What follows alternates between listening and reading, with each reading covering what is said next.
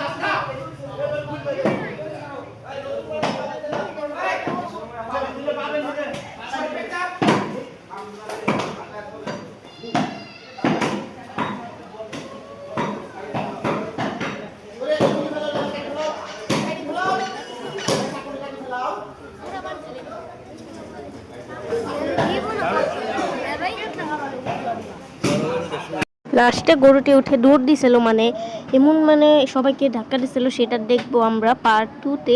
তার জন্য সাবস্ক্রাইব করে রাখো।